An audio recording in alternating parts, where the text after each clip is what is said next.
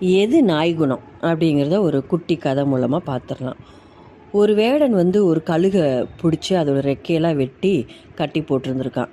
அதை ஒரு முனிவர் பார்த்துட்டு ரொம்ப இறக்கப்பட்டு அந்த வேடன்கிட்ட பணத்தை கொடுத்து அதை கழுகை வாங்கிட்டு வீட்டில் வச்சு வளர்த்துருக்கார்.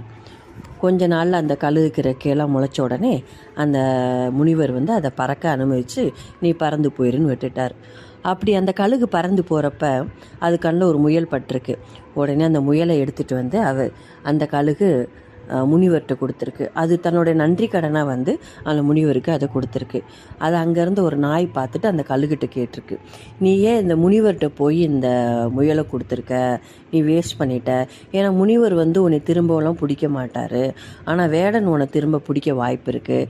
நீ பேசாமல் அந்த முயலை கொண்டு போய் அந்த வேடன்கிட்ட கொடுத்துருந்தே அப்படின்னா அவன் என்ன பண்ணியிருக்க மாட்டான், அதை வாங்கிட்டு திரும்ப ஒன்று பிடிக்காமல் விட்டுருந்துருப்பான் அப்படின்னு சொல்லியிருக்கு. அப்போ அந்த கழுகு அதுக்கு சொல்லியிருக்கு, நீ என்ன சொல்கிற அப்படின்னா ஒருத்தவங்க மேலே உள்ள பயத்தினால மரியாதை கொடுக்க சொல்கிற, பணிவாக இருக்க சொல்கிற. இது உன்னுடைய குணம், நாய் குணம். நான் எப்படி அப்படின்னா எனக்கு யார் நன்மை செஞ்சாங்களோ அவங்களுக்கு தான் நான் நன்றி கடனாக இருப்பேன் அப்படின்னு சொல்லியிருக்கு. ஸோ இதுதாங்க நிறைய பேர்கிட்ட மனுஷங்க மத்தியில் இந்த நாய் குணம் இருக்குது அப்படின்றத இந்த கதை மூலமாக இந்த கழுகு நமக்கு உணர்த்துது.